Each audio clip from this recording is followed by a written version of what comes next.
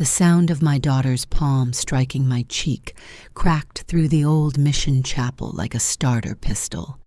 Nearly 300 guests inhaled at once as I rocked back on my heels, heat blooming across the left side of my face. By the time the event staff began moving toward us, my daughter, Lily, was already shouting that I had ruined her flawless day forever. If you're watching this, tap subscribe and tell me where you're tuning in from. Now, let me explain how a so-called $30 million wedding gift became the most humiliating scene of my 68 years, and why, looking back, it was also the moment the puzzle pieces finally slid into place. My name is Nora Whitfield, and until 6 months ago, I would have sworn I knew my daughter down to the last freckle. For 23 years, I'd raised her, from a frightened 5-year-old into what I believed was a compassionate, capable woman. Decades of bedtime stories and school concerts, of fall festivals and spring recitals, of late-night cocoa talks about love and choices and honest work. I thought we were tight. I thought I understood her. The first hairline crack showed when Lily refused to discuss the budget. "Don't worry about money, Mom," she said with a little flick of her hand during one of our planning sessions. "Chase's family is taking care of everything." Chase Whitmore, her fiancé of 8 months, came from what people like to call old California money. His father, Richard Whitmore, was a developer with a portfolio of boutique properties up and down the West Coast. At least, that's the story I was fed. Lily repeated that pedigree as if it were a prayer, the way people list saints. Even so, I wanted to contribute something meaningful. Whitfield Dynamics, the technology company I had built out of a borrowed laptop and a stubborn streak, had finally matured into a stable machine. Our patents alone were valued north of $40 million. I'd always assumed Lily would step in gradually. The wedding felt like the right on-ramp. We met at our little seaside cafe in Santa Barbara, the place where we'd celebrated her college acceptance, her first real job, and the night she called me crying because she'd said yes to the ring. I arrived with legal papers tucked in my old leather folio, the same portfolio that had been to dozens of boardrooms and too many red-eye flights. "Sweetheart," I said, nudging the folder across our speckled marble table, "I want to give you a gift that actually sets you up for life." She popped the clasp, her perfectly shaped nails clicking on the leather, and skimmed the top page. I watched confusion morph into surprise, and then into a look that landed somewhere between disdain and boredom. "What is this?" "It's a 45% stake in Whitfield Dynamics," Kin said, unable to keep the pride from my voice. "I'll retain 51% for operational control for now, but this makes you the second largest shareholder. The dividends alone—" "I don't want it," I blinked. "You don't want what?" "This." She pushed the portfolio back with 2 fingers as if it might smudge her. "I'm not interested in being chained to some dull company I don't understand. I don't want board packets and quarterly calls and that corporate blah blah." The cafe seemed to hush around us. I heard the steam wand hiss, the scrape of a chair, the drumbeat of my own pulse. "Lily, it isn't just some company. It's our family's work.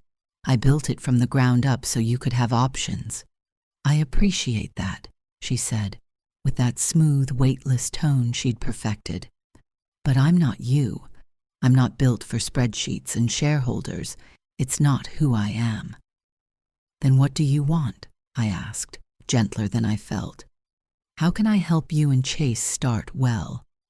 Her eyes warmed, and for 2 seconds she looked like the eager little girl who'd once asked me if rain had a mother. "If you really want to give us something that matters, there is one thing." "Anything," I said, and meant it. 30 million. For a heartbeat, I was sure I'd misheard. "I'm sorry, what?" 30 million, In cash. She slowed the words like I had forgotten English. Chase and I have been looking at an oceanfront compound in Malibu, vine-covered pergolas, a guest house or 3, terraced bluff, private stairs to the beach. The works. It's $30 million. But his trust won't release that kind of liquidity until he turns 35. I stared at her, trying to process the audacity. Lily, that isn't a wedding gift. That's more than most human beings will see if they live to be 100. But you have it. She ticked it off on those flawless fingers. The company. You said $40 million. Plus savings, investments, the house. Even if I sold the company tomorrow, which I'm not doing, I said, $30 million is 3/4 of everything I own. So? Her voice lost its silk and went glassy. You're almost 70, Mom. How much more money could you possibly need? There it was, the casual erasure, the idea that because my hair had gone silver, the remaining arc of my life was merely a bank account for people who still got invited to pool parties. I'd heard other older parents describe this sort of thing about their adult kids, but I was naive enough to think I'd been spared. I took a swallow of coffee that tasted suddenly like burnt tree bark. Lily, I love you more than the periodic table, but I'm not liquidating what I've built to wire you $30 million in cash. That's not reasonable. A cascade of expressions flickered over her face. Surprise, disappointment, and then something that looked a lot like anger. So that's it? You care more about your precious enterprise than my happiness.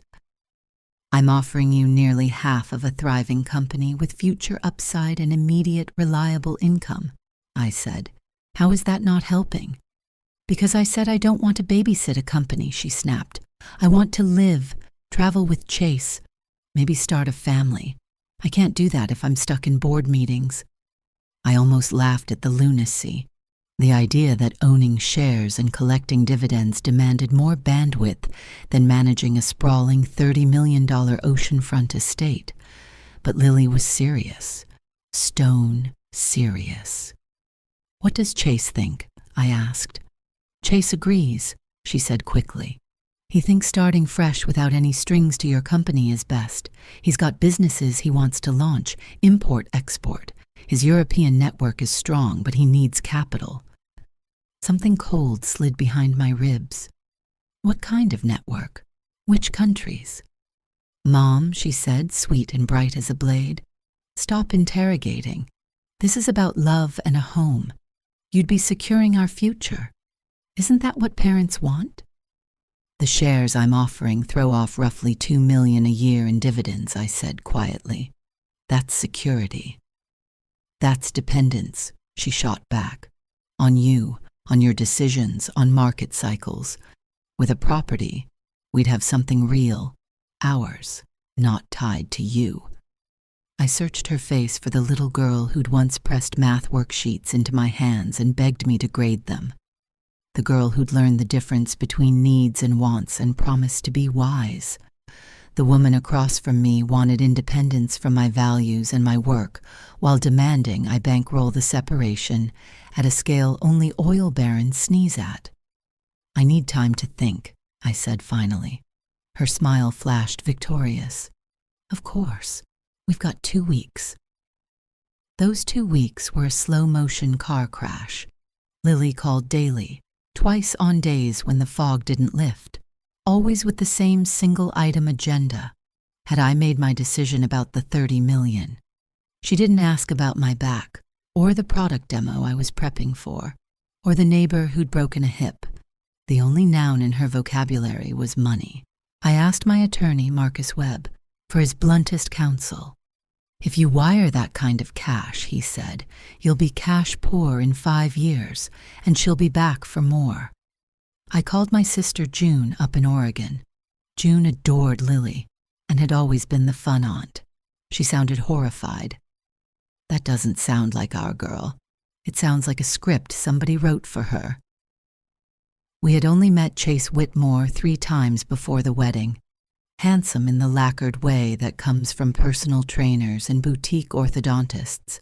Tall, trim, tidy. He wore that easy clubroom smile that suggests doors open for him as soon as he glides near them. Lily sparkled around him, but when he looked at me, there was a flicker, like a man appraising a vintage car for resale value. The ceremony was set for a drizzly Saturday afternoon at Old Mission, Santa Barbara. Picturesque arches and bougainvillea, the kind of place wedding blogs sell with adjectives like timeless and romance. The reception would follow at the Ritz-Carlton Baccara, a stretch of postcard coastline trimmed in agave and white umbrellas.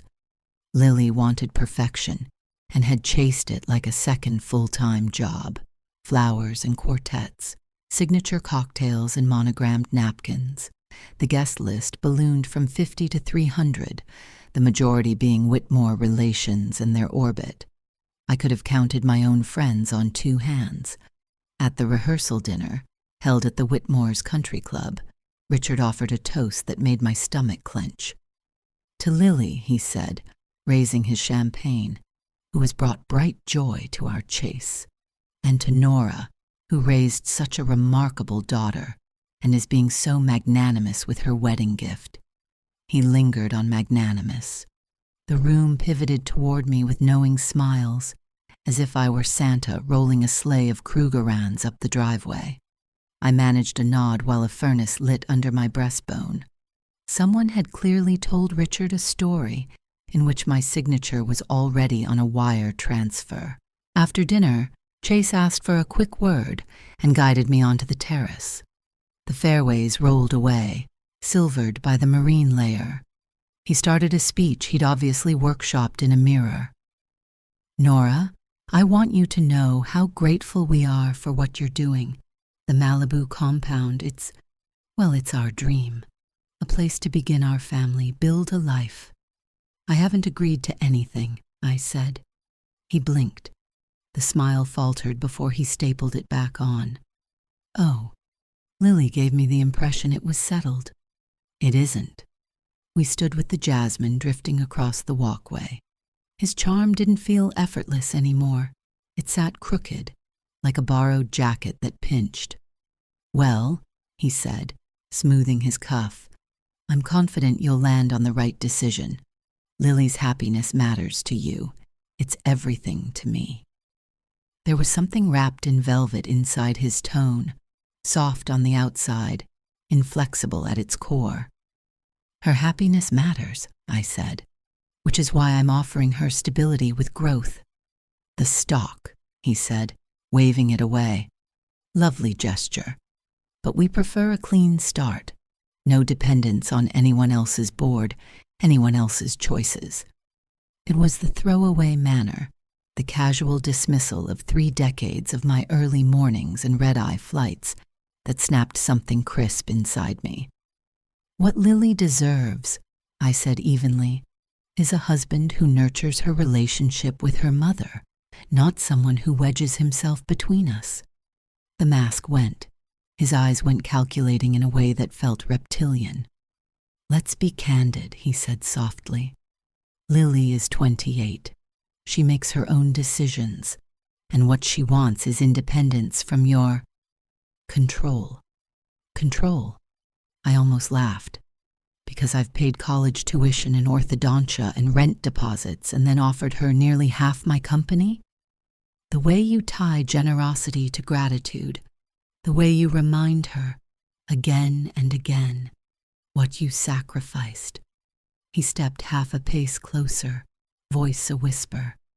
She's told me everything about how you pull strings with your giving.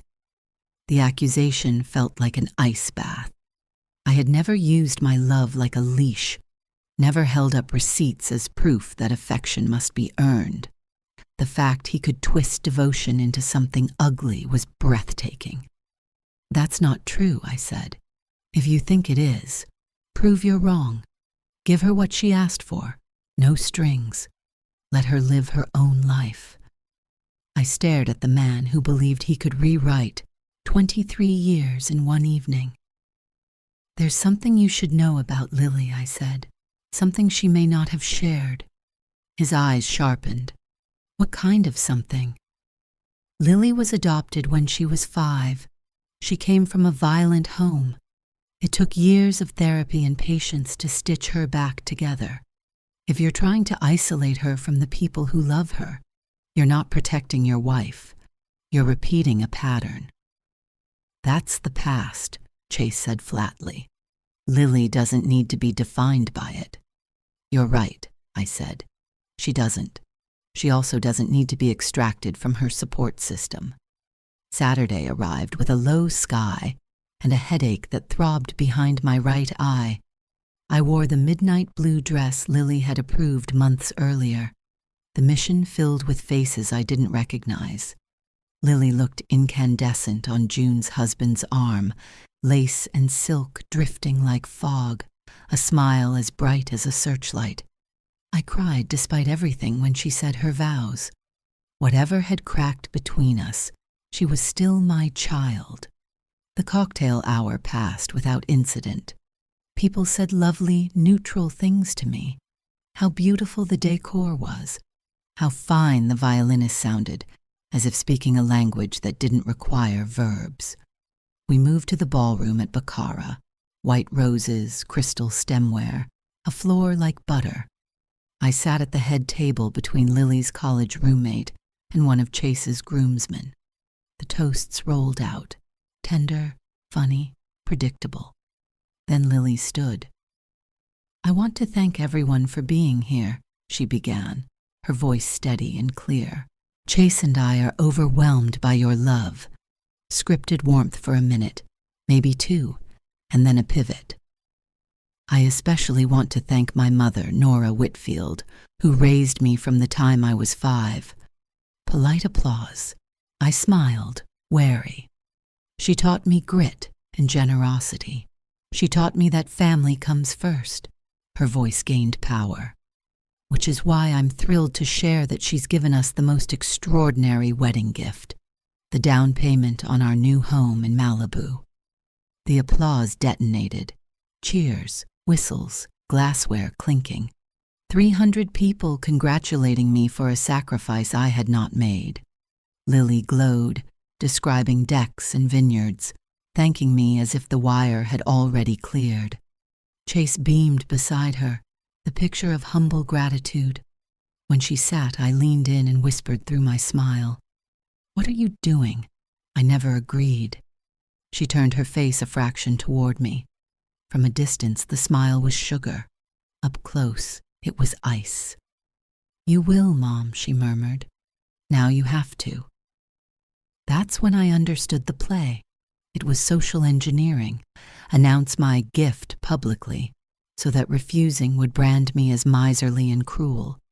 She had bet that I would eat an impossible bill rather than embarrass her on her wedding night. She had misjudged one thing. I hadn't built a $40 million company by letting other people write my checks. My knees shook a little when I stood, but my voice came clean through the sound system. "Lily, sweetheart," I said, "I believe there's been a misunderstanding." Silence poured into the room like water filling a basin. 300 faces turned. "I didn't agree to give Lily and Chase $30 million, I said. What I offered my daughter was a 45% stake in Whitfield Dynamics, which she declined because she didn't want corporate responsibilities.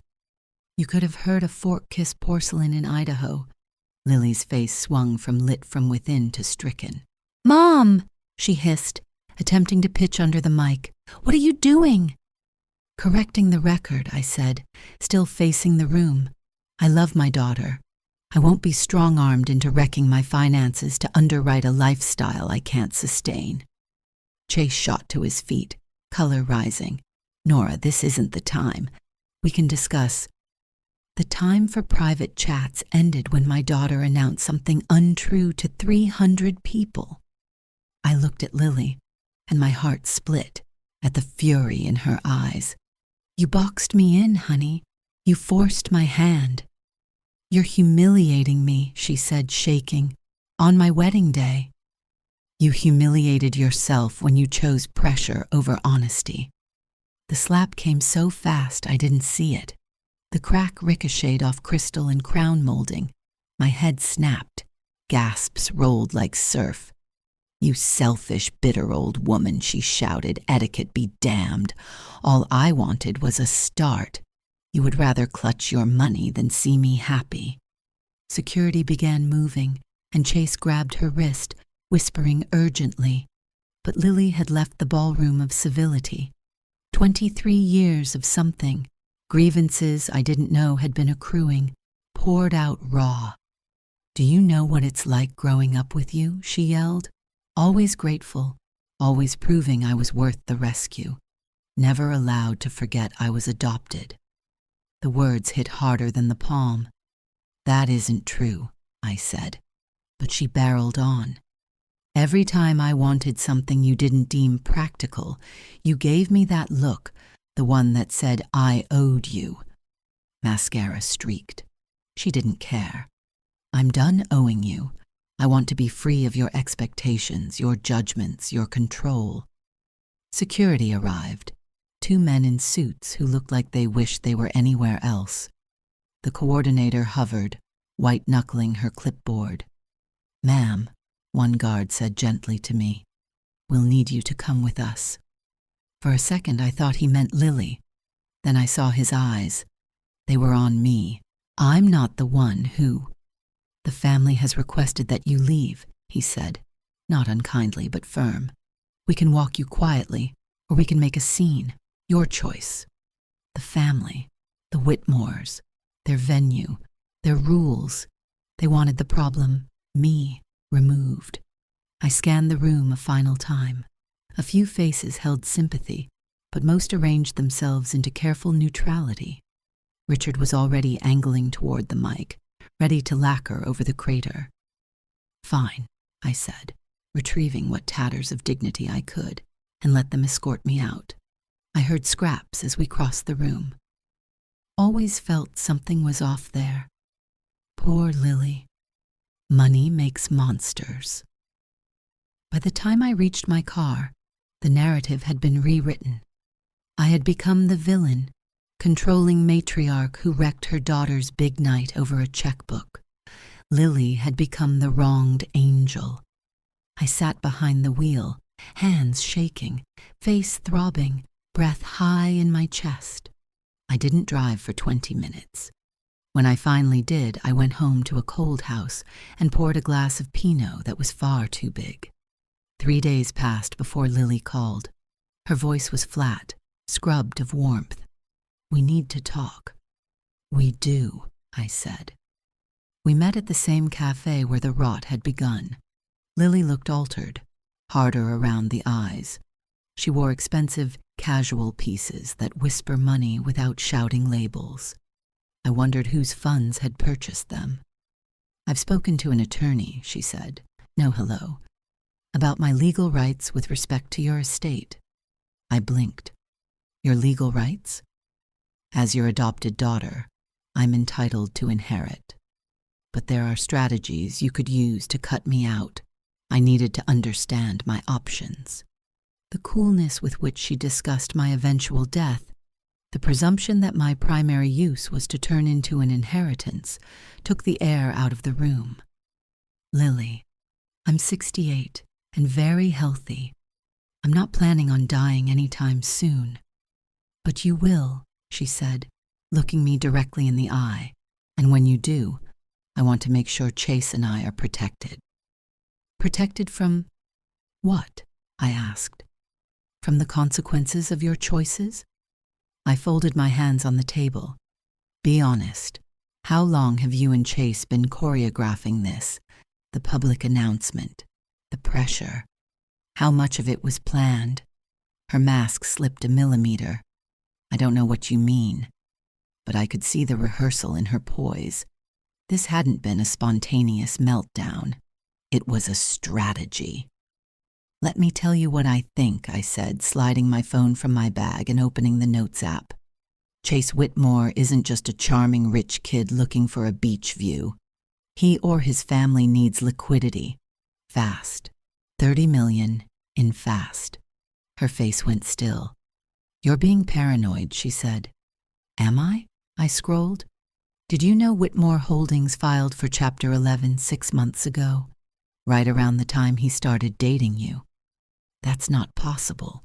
The hotels are bleeding out, I said evenly. Leverage to the rafters, multiple wage theft suits. Richard Whitmore personally guaranteed notes totaling roughly $47 million.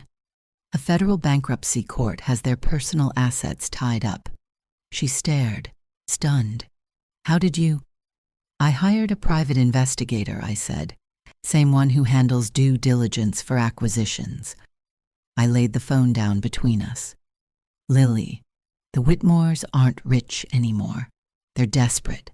That Malibu property? It isn't a dream home. It's a flip, if they can convince someone else to buy the ticket. You're lying. I have the filings, the liens, the docket numbers, the reporters' names. I studied her face. The real question is whether Chase told you and you didn't want to see it, or whether you are hearing it the way I did, right now. Her hands trembled into her lap. Chase said, he said there were temporary cash flow issues, that once we closed on the estate, everything would even out. Even out, because I paid for it. It's not like that. What is it like? From where I sat, it looked like a con, a talented one who had found a soft spot, a woman who wanted security and belonging more than breath. She stood abruptly, chair scraping. You're wrong. He loves me. I could see the doubt moving under her skin. The small inconsistencies that had pricked at her were knitting themselves into a pattern. Sit, I said gently. Please. She perched, ready to bolt. How much do you actually know about him? I asked. Schooling, work history, past relationships. I know enough, she said, but her voice had no spine. Where did he go to college? Europe, she said vaguely. International exposure. Names of the schools. She didn't answer. What did he do before you? Which companies? Family businesses, she said. Property management. Investments. For an organization that was already sliding into insolvency. The color leaked from her face. Oh, God, she whispered. What have I done? It was the first time in over a year she called me anything but Mom. I reached across the table for her hands, the way I had when she was small, and thunder scared her. Tell me about the planning. Who decided the venue, the guest list, the budget? Chase, she said dully. He said he wanted perfection for me. The bills kept growing. Whenever I asked about caps, he told me not to stress, that you were covering it. The honeymoon? A month in Europe, she said. First class, 5-star hotels, private tours. I thought his family was paying. They probably promised, and planned to stiff the bill when the music stopped. We sat in a silence full of falling dominoes. She had been groomed exquisitely by someone who understood how to mine insecurity. Nora, she said at last, I need to ask something. Please be straight. Always. When I was growing up, did I act ungrateful? Did I make you feel like your sacrifices didn't land? My heart tore. No, I said. You were the best thing that ever happened to me. Then why did Chase say you used gifts to manipulate me? To keep me tethered? Because he needed an enemy, I said. He needed to loosen our bond so you'd be willing to fight me for money. If we stayed close, I might have warned you before the hook set. Tears filled her eyes. I said horrible things at the reception. I called you selfish. I struck you in front of everyone. You were defending what you believed was your future, I said. I understand your anger. I made you look like a cartoon villain. We can fix this, I said. It isn't too late. How? She looked genuinely lost. I felt my old self return, the version of me that had negotiated impossible deals and pulled companies back from cliffs. Chase made one fatal error, I said. What mistake? He assumed love would make me pliable, I said. He was right that I love you. He was wrong about the rest. I opened my phone again and tapped another note. While he was busy turning you against me, I documented everything. Every lie, every forged promise, every transaction he attempted to initiate in my name. Transactions? He signed a purchase agreement for the Malibu property referencing my funds without authorization. He attempted to put a 6-figure honeymoon on credit tied to my name. He has told multiple creditors I am financing the relaunch of the Whitmore umbrella. Her mouth opened. You've been investigating him. From the moment his focus stayed locked on my balance sheet instead of your well-being. What are you going to do? What are we going to do? I said, standing and sliding cash under my saucer. If you want to get clean and save yourself, I need you to trust me. She stood too, pale but steadier. Tell me. Go home. Behave normally, I said as we stepped into the marine air. Don't tip him off. Don't mention we met. Can you do that? She nodded, though fear clung to her like fog. How long? Not long. Tomorrow at 9 a.m. you'll hear a knock. Federal agents from a financial crimes unit. They'll have warrants for his arrest and to seize assets obtained or attempted with fraudulent instruments. The feds, she squeaked. How? When people use forged authorizations and wire promises across state lines, agencies take notice, I said. I slipped an arm around her shoulders, the first time we'd touched since the slap. You will cooperate. You will provide a clean, complete statement, and you will file for an annulment based on fraud. Annulment? He married you under false pretenses, I said. False financials, false identity claims. The law has a remedy. We reached our cars, sun burning through cloud at last. This will get ugly, I warned. He will blame you. His family will smear you to save themselves. What if they succeed? They won't, I said. You'll have the best counsel money can retain, and more importantly, you'll have the truth. I handed her Marcus's card. Call him tonight. He's ready. What about you? She whispered. What about your reputation? People already think... I laughed, an actual laugh that surprised me with its shape. I'm 68. I've built something durable, raised someone I love, and outlived more headwinds than I can count. The truth will hold. Tears spilled again, different now. Relief, maybe, or the ache of realizing how close she'd come to detonating her own life. I'm sorry, she said, for all of it. I don't know how you forgive me. You were manipulated by a pro, I said, folding her into a hug. You reacted like many would when a charming liar recasts a mother as a menace. She pulled back. At the reception, I said I wanted freedom from your judgments. You'll have it, I said softly. After this is over, after the indictments, after the dust, you'll choose what our relationship looks like. No guilt, no IOUs. What if I want what we had? She asked. Then you have it, I said. You never lost it, not even when your hand landed. 6 months later, we were sitting at the same cafe, sunlight spilling through the wide glass windows, the salt tang of the Pacific drifting in with every open and shut of the door. Lily looked smaller somehow, not in body but in spirit, like the scaffolding she had leaned on had collapsed, and she was still learning how to stand on her own. Chase was serving 18 months in federal prison for wire fraud, credit fraud, and identity theft. His family's holdings had unraveled in bankruptcy, their bluff-top estates and hotels sold off at auction to pay creditors. The Malibu compound was long gone, purchased by someone else entirely, not for romance, but to settle debts. Lily, once convinced that her salvation was measured in 8-digit transfers, now worked part-time at a nonprofit for foster youth while taking night classes in business. She wanted to understand Whitfield dynamics after all. She wanted to grasp what I had offered her once and what she had scorned. "I have something for you," I said, sliding a folder across the table. It looked almost identical to the one I'd placed there nearly a year ago, though the contents were not. She eyed it cautiously, almost superstitiously. Then she opened it. Her mouth fell open. 51%, she whispered. I nodded. "I'm ready to step aside. You're ready to take over."